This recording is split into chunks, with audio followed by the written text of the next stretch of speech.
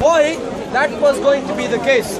When Jesus says, Father has committed all judgment to the Son,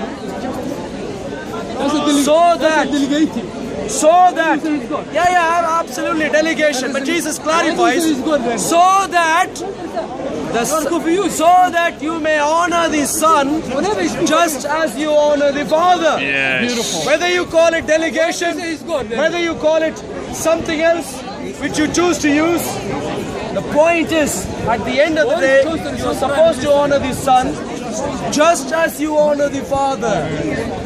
However way you sit down, you bow down 5 times or 10, 20 times in your life, or whatever you do. That's what Jesus whatever you do to your Father, please do to Jesus also. Okay, dear friends, if you care to read the red letter I have a question for you, Mr. Speaker. I care not to answer you any more of your questions. Ask him a question. Because who was Jesus praying to? Who was Jesus praying to? The only question I would ask is, like, do you honestly think there will be a throne? Like, you're all in for disappointment if you think you're going to heaven, man. Where did you come from? Where I come from? What country? In the Bible. Where did you come from? This gentleman, Any answer? Passion of the Christ. Any answer? That's fine. You're not going to get an answer to a question like that. Where am I from? In other words, you haven't got an answer. My dear friend, God is the reason of your existence. Yes, no problem. We are not speculating here. We're talking about something. That's what I'm saying. You might be in for disappointment. You said we might be there. We might be disappointed later. But I'm telling you, before it gets to the point where one of us or some of us are going to be disappointed, maybe we need to ask some serious questions. And the first of the questions that I'm going to ask you is, where did you come from? Spiritually. Whatever answer you have, Fulham. Let's say that. Fulham. You're going to get the same ambiguity that you're asking for. That's not even, let's say, comprehensive enough to an extent of saying you came from your mother's womb. That would be much more comprehensive. Even more comprehensive would be to say that all human beings came from God ultimately. In that case, oh wise preacher, where are you from? Teach me how to answer this question. I agree with you. On multiple levels. You don't know God. I didn't want you to agree with me. No. You don't know. No, I never asked for your agreement. No. That's the problem. Agreeing with you is a problem. From God, No, who is God? to you. That's the problem. If you ask me where I am from, I'll say I can answer that question in multiple levels. If you ask me about my country of birth, I'd say I'm from India. If you ask me about my residence, I'd say I'm from East London. If you ask me about my eternal origin, I'd say I came from my ultimate ancestors, who are Adam and the woman who came from God Himself. It is God who is the ultimate reason for my existence. It is God who is the ultimate origin for my existence. Absolutely. So point is, I can answer that in multiple levels. One of those levels is extremely crucial. Even if you forget that you're from Fulham, someone else could still help you. Someone else could help you. 999, can I get an ambulance please? There's someone here who doesn't know where he is from. We need to help him. We can get you help. But if you do not know where you are ultimately from, that's a big problem. Because I would say it's a big statement to be very certain where we're all from. That's absolutely. I'm certain. It's a very bold claim. But I mean, that's what you do. Wonderful. I thank you for appreciating the fact that I made a wonderful, bold statement. I appreciate that, and I do not disagree. There are certain, I don't know many things in my life. Many things I don't know. How long am I going to live? I haven't got a clue. Will I live for one more day? I haven't got a clue. What will that smoking do to me? I haven't got a clue. Well, the origins of the universe. But there are plenty of such questions for which I don't have answers, and when I don't have answers, I'm openly willing to say I haven't got an answer for those questions. But for certain questions, even though they may appear to be enormous, I have answers. And one of those is, I do know for sure there is a God. And this I know both from objective, external witnesses, external to me, and also my own personal experience with that eternal God. So, Which is what? What experiences have you had with God? I heard God speak in my life through audible voice. Schizophrenia. Can I finish? Yeah, please. Heard God speak an audible voice in my life. I've seen dreams, supernatural from God, about things which are completely impossible. At the times when I saw the dreams with precise details, which came to pass in precision later on, much like how you would read, let's say, about dreams that Joseph had in the Bible, or dreams that Daniel had in the Bible, and so on. Similar to all many such things, I have had dreams from God with precision, which I have seen coming to pass in reality. I have seen vision. Excuse me, sir. I'd like to think that you have an ability to listen, and I'd like you to prove that. Now, I've had visions from God, and I've also had the more frequent spiritual impartations from God. More frequent, less frequent audible voice. In my entire life, I've heard audible voice from God twice. Me personally. What drugs were you taking? What drugs were you on? Is it DMT or?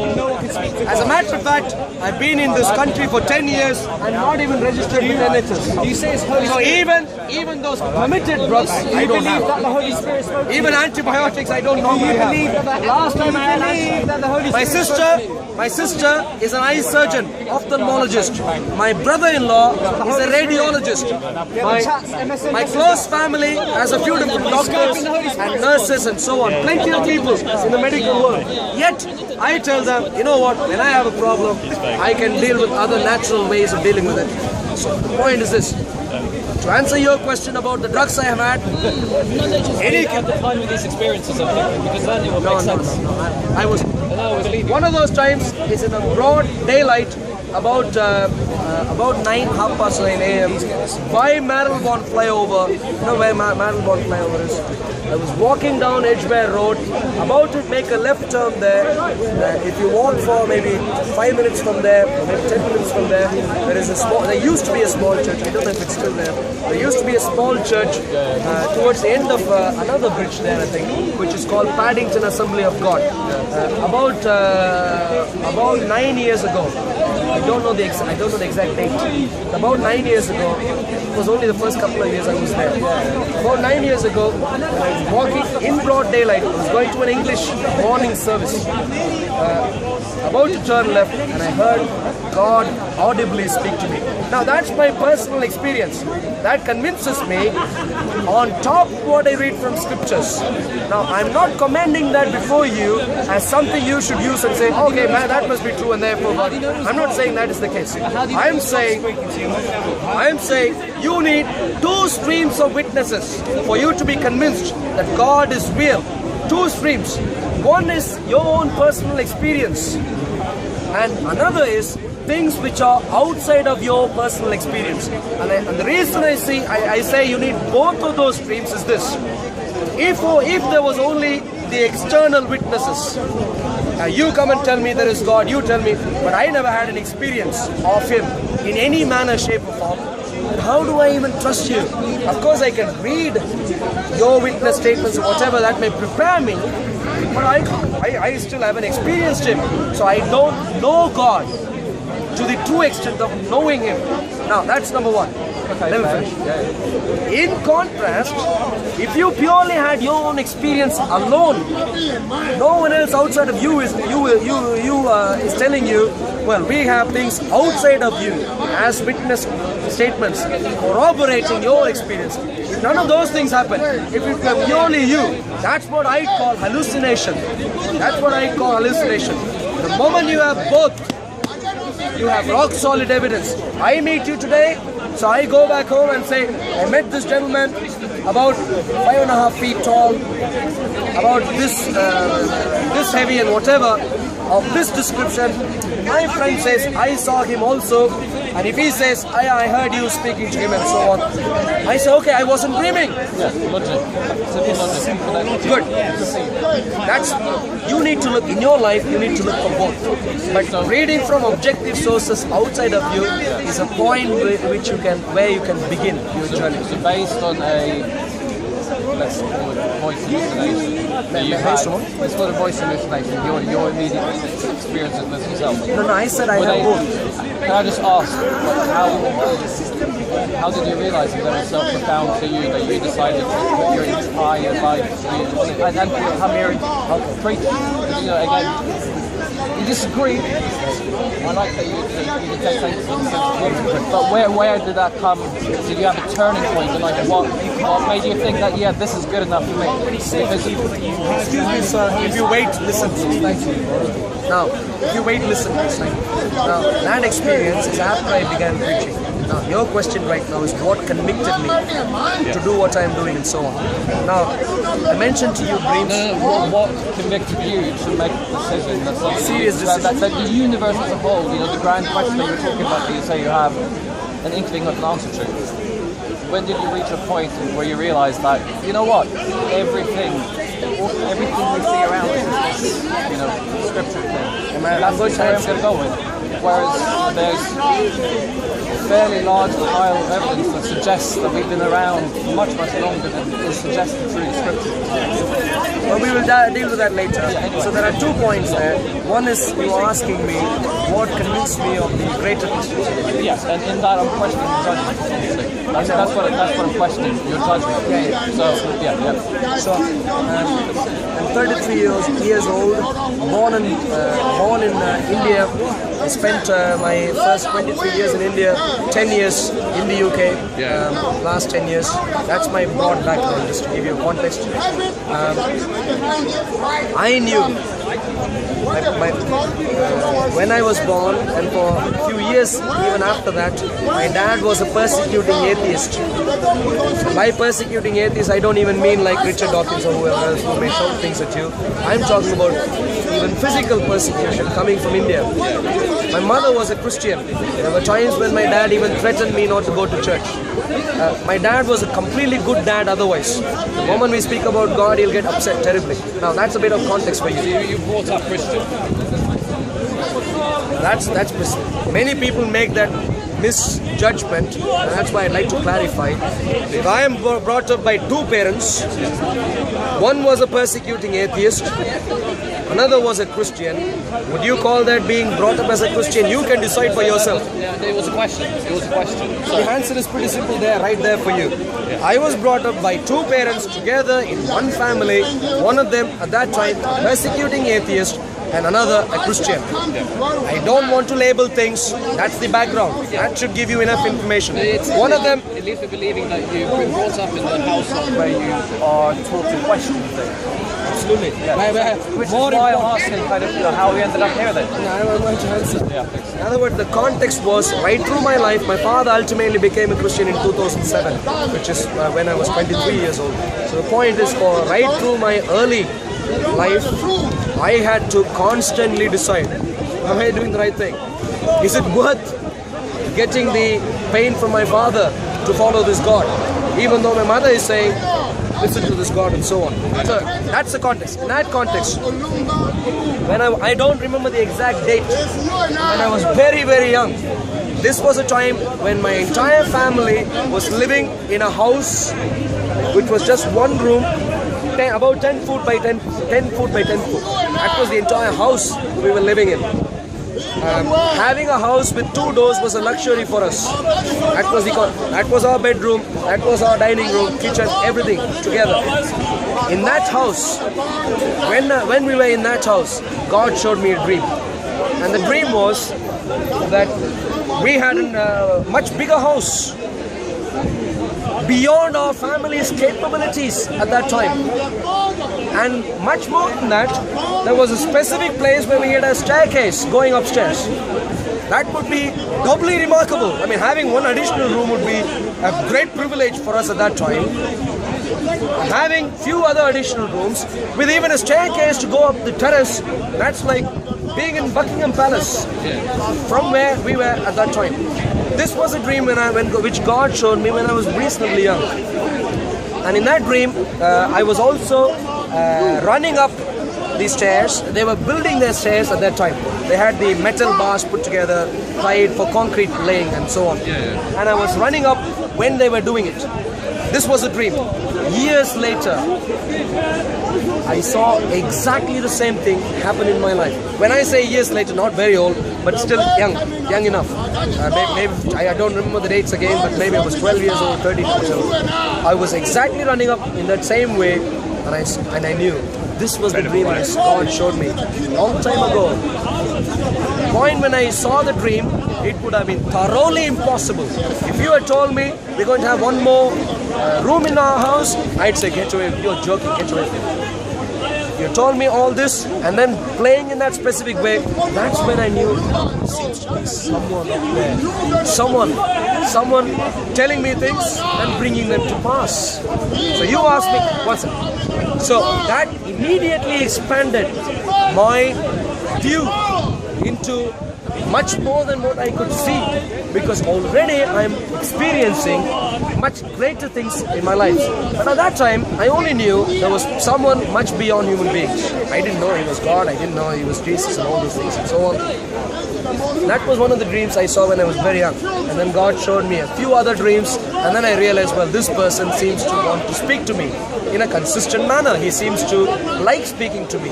He seems to intend to speak to me. It wasn't just, okay, give him a dream and then get away. No, it was as if I want to speak to him. Give him one more dream. I want to speak to him more, give him one more dream. Those things began happening. So those things were happening, so I knew there was a God. Later on in life, there was a specific point in time. I explained some of those details to him a couple of weeks ago, Saturday. It was in a specific context, specific challenges to deal with, and God spoke to me. And this time not through audible voice, but through a strong spiritual impression in me. I had a specific question, and the spiritual impression was a very specific answer. It wasn't as if, please make me happy, and I was happy. No, that wouldn't be specific enough for me. But I had a specific question. What should I be doing now? And the answer was extremely specific. And I realized just a year later, the answer I received was from God and so on, all this thing. The point is this. I had these multiple experiences over and over and over again, through dreams, through answers, specific answers to specific questions in my life. That was my childhood, growing up to be even 23. The reason I even came to the UK was because God wanted me to bring me here. He told me some specific prophecies, and He brought me here, and then He clarified some of those prophecies. That's the supernatural intervention I'm talking about. The moment you have supernatural intervention in your life, the point is we are already talking about things which are much beyond us. Greater question. What do you term? I think you term greater questions, or the question. Let's call it just the big questions. Big questions. Yeah, we're already talking about the big questions, because we're talking about supernatural intervention in a natural person. Now, that's the background. Add to that, I began studying. I began preaching here in 2008. At the time I began my preaching here, all that I knew was my personal experience. I knew it was the God of the Bible who was speaking to me in a very simple way. If you come to me and ask me at that time, I would have just told you what I've told you so far. Beginning to preach in 2008, towards the end of the year here, I began researching also. My experience isn't going to help you. Of course, it can help you a bit, but not conclusively. So I began pursuing. What about evidences outside of me? What do they say? And that's where I dwelled into the history behind this book, the history behind the person of Jesus Christ, the history behind the people who we call the church and so on. And then based on all possible evidences and evaluating them, I see, well, essentially all my experiences is corroborated through all these outside of me evidences which are available to anyone objectively also. So I said, that's a solid case for me. That's my background. God is real. The greater questions in life, Jesus, God, real.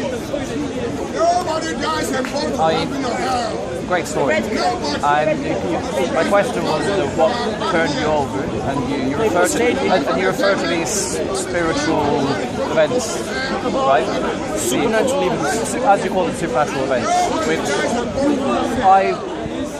without being rude, you could attribute that to your own mind, your own consciousness.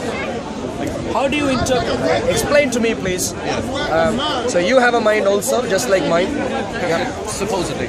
Supposedly. Now, in your mind, using your mind, have you seen things about specific details? I'm not talking about random details, by the way. Yeah. So, if, for example, if I said, I was quite sad and I became happy, that would be what I would call a random thing. I mean, all sorts of things could make me happy emotionally. Yeah. Perhaps I was very sad, and then someone gave me a drink, and which had plenty of carbohydrate. I was happy. Yeah. So there could be all sorts of reasons for random things. Specific details. How do you see a dream about the way your house is going to become, and about the point where you're going to play in that place, and that coming to pass? Is that a random mind thing? So how many thousand? What was your point about supernatural? I was saying, I have experienced God, Jesus in my life. I sure you have. I sure you have. What I'm saying is, do you love your enemies? Trying to, I think. Or do you believe that you don't need to anymore? You think it's an eye for an eye? Why do you ask those That's just my opinion. From what I've seen, what you're saying, that's my opinion of what you're saying. What's he saying? Eye for an eye, where did you get this idea? What is your... I'm from London. Where are you from? No, eye for an eye, where did you get the idea? I don't understand your English. What You is said, your interpretation you of what said he's saying? you thought what I was saying was about eye for an eye. Houses, yeah? Houses. Yeah, eye for an Do you know eye. what the question I don't is? like you, I don't like you. Talk about houses. I said to you, an eye for an eye. Madam, you don't. I'm not sure what you're talking There's a about, context to what he's You learn saying. nothing. You learn nothing when you put your ear on the awning. When you put your ear on the awning to slave master. No, you can't come in mid-sentence and say you I can't can say do this. that, please. I have Yeah, no by all slave means. master But on me. Yeah, you I have bring no whatever slave you want master. to. But you can't come here and just interrupt him and say that sentence is wrong. He's There's more context confused to than you. it. He's more confused than you. Well, yeah, if you think you we can disagree, but you know when we disagree, we ask questions. What's your point then? My point, I'm not religious. I'm saying, I jokingly said, you know, if you're waiting for a judgment on Judgment Day, you're going to be disappointed. He took the joke. Excuse me. And we had a conversation. Please stay away. Because we have Stick to different your beliefs. decisions. Go away, and yeah. Be quite clear. Be careful. Is that okay with you? Please stick to your decisions. Stick to your decisions. I think there are. Stick to your decisions. You realize I have an opinion. Excuse me. Stick to your decisions, please. I want to hear your opinion. Absolutely. I'm not disagreeing. Please stick to your decisions. Fine, thank you. But you seem to be unhappy with me raising my hand. I don't think that's a good thing. Your English isn't very clear. You say things. Yeah, okay, maybe. I'll cross that one in video. Good, be That's careful. fine. That's fine. So- We're having a conversation. So It's not a private conversation. This is Hyde Park. yeah, of course it I is. could bring the police here and I could have you told off to that. Yeah, please, you can. Yeah, it's a Hyde Park. Police corner. Let them see. That's fine, that's fine. Oh, okay, we were talking. So that's my point. The point is, remember I said earlier, two streams, personal experience, outside evidences, together, solid case. And I was just about to answer that. You know, let's say over a period of about 5 years, when let's say your mind was in a space where you know you're kind of maybe let's not necessarily agnostic, but maybe you were thinking about, you know, is there something out there? Let's say that you had a spiritual bone that was tickled at a period of your life, and that's what when this dream happened. Would that be fair, maybe? Because you said this dream with the house happened before you. No, you fail into that was the ladder. It was part of the ladder towards your conversion, epiphany, whatever you want to call it. Is that correct?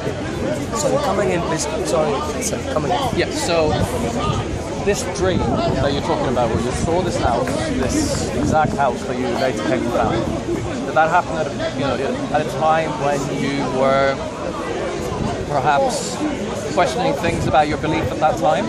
I was a little child at that time. I can't remember how old I was, 5, 7. Okay, so it's that far back. Okay, so in that many years, let's say the period of you being 5 and being able to register what a dream is and having memories of it up until the age of 23, you've had how many thousands of dreams? You see one house. You had thousands of dreams, man.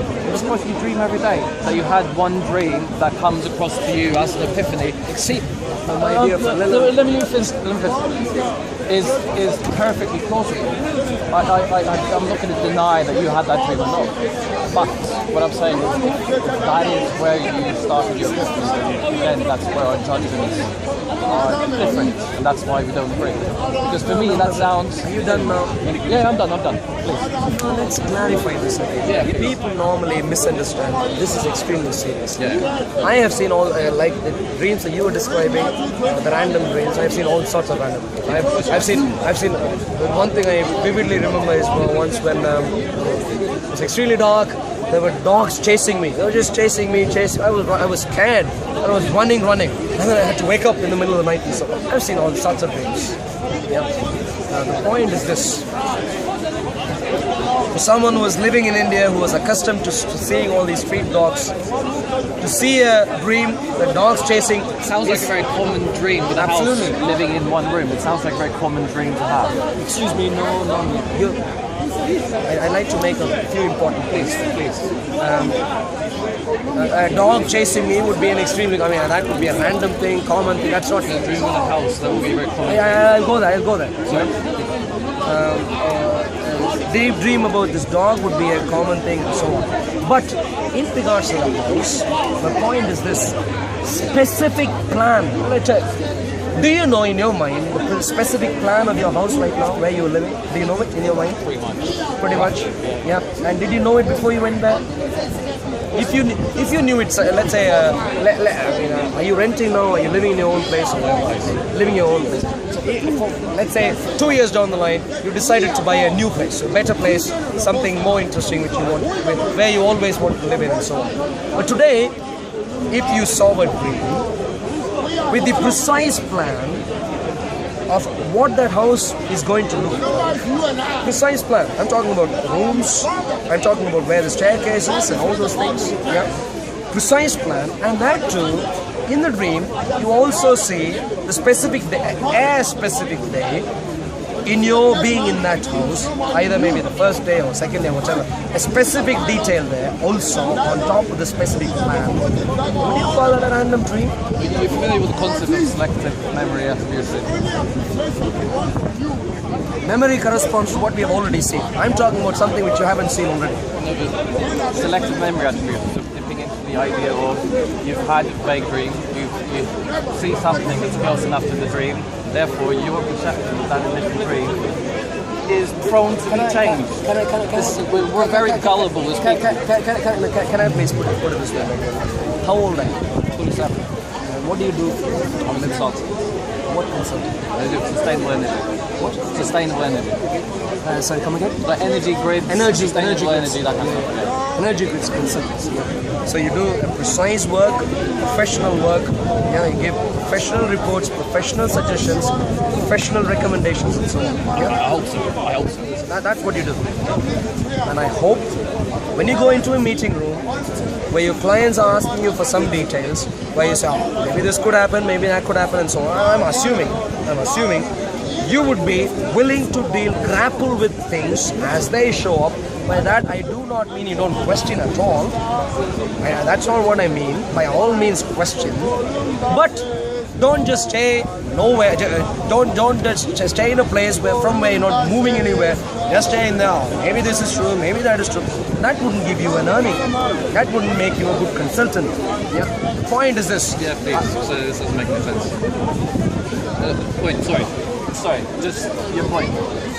As a consultant, I think it would be a good idea for you to wait, listen carefully, not ignore a point. I am a consultant myself. I was in research and development for 7 years, earned for my research and development, not in academia, but in industry. I was paid for my research. Others are not fools also, my dear friend, and therefore, when others are speaking, please don't patronize them in simple ways. Yeah, good. Oh, one second. My point was this. My point was this. Yeah. Being an agnostic is all right. Being a skeptic is all right, as long as you can assimilate new information and move somewhere. If you're going to stay in a specific place forever, I'm an agnostic. That's not going to help bad you. right. That won't. If you apply that to consultancy, you just say, your client comes to you and say, what should we do? So what capacity? I don't know the precise measurement. Should we go with so many megawatt plants or whatever? Yeah, or this or that or whatever. If you say, maybe this, maybe that, that won't help you. Yeah, you need to at some stage provide specific recommendations unless you think details available really warrant you to say, actually, at this point, all things are possible. Many things are unpredictable. So, the point is this: specific processing is important. Point I made earlier about seeing a dream. Of course, you can discount everything and say, maybe this, maybe that, or maybe you're just dreaming. Maybe it was just selective memory assignment. You said, or selective memory. You could call it that. But essentially, Basically, we are prone to interpreting our own memories differently through retrospective, retrofitting patterns which we saw through we what can we make see right now. do you agree with that? No, well, not in this case. That is a phenomenon. Not in this case. No, absolutely not in this case. A long time ago, I remember seeing. Got 1 more minute, so. Okay, good to see you. Long time ago, I remember seeing Discovery Channel. I think what was that called? Medical secrets or some such. One of the series where essentially they deal with all sorts of forensic cases. And one of them was this, where they brought in a few witnesses and they asked them the witnesses to say who they thought was the criminal in that case, and they pointed to this person, and then that person was prosecuted for that and so on. But later on, the lawyers that person had hired proved to the same court the exact same thing you were talking about, something